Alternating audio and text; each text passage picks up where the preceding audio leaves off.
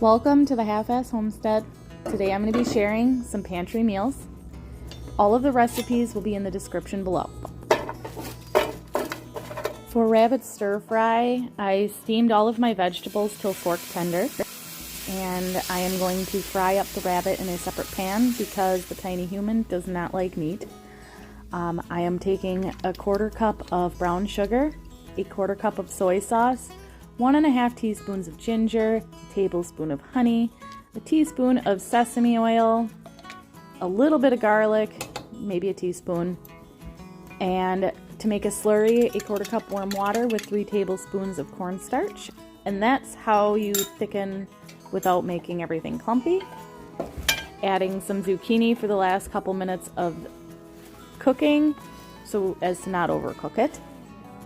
Once she's served, we're served, and this meal turned out absolutely delicious. To pair with that, we also had a little bit of our homemade grape and apple juice, which was a nice treat.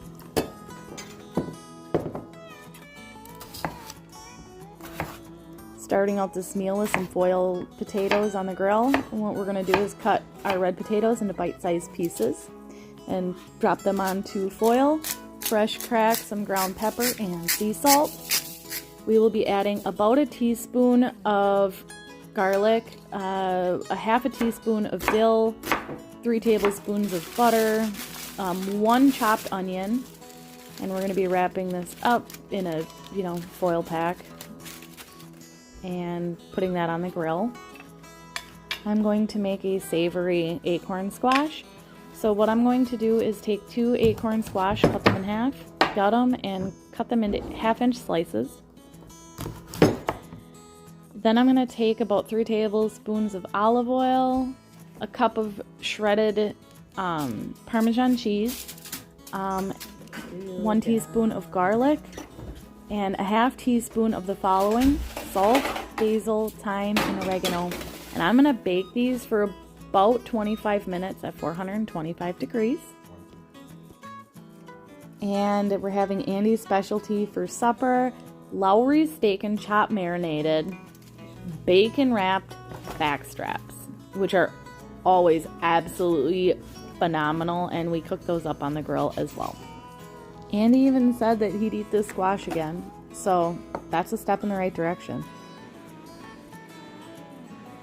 Maple and brown sugar oatmeal, 1/2 cup oatmeal, 1/2 cup water, 3 tablespoons of maple syrup, and 3 tablespoons of brown sugar. Making my mama's chili with a twist. What I'm going to do is take and chop 4 carrots and 4 ribs of celery. I'll also chop up 1 onion and 1 large bell pepper. I use pretty small. You can add some jalapenos if you'd like. I'm going to mince a couple large cloves of garlic, and I'm just going to lightly cut up about 5 Thai chilies. Into the Dutch oven is 1 can of Campbell's tomato soup and 2 quarts of stewed tomatoes, salt and pepper to taste, 1 tablespoon of chili powder, and a couple teaspoons of crushed red pepper. Omit if you're sensitive to spice. Adding a grate over our Dutch oven, I'm going to ball up 2 pounds of hamburger and throw that into the slow cooker for a couple of hours at 250 degrees. At this point, your hamburger will not be completely cooked. What we're going to do is bust this up into bite-sized pieces, mix it in, throw it on the stove, and simmer it for another hour.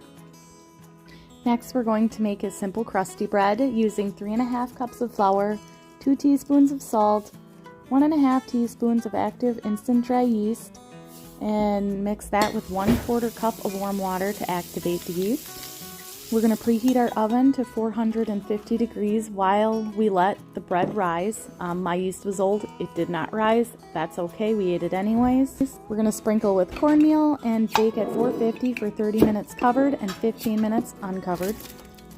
Transfer your chili to a stock pot, add 3 cans of Bush's chili beans and 3 cans of kidney beans. Just heat till warm. Serve over elbow noodles if you're in the state of Wisconsin with a side of crusty bread. I hope you guys enjoyed, and I will see you guys in the next video.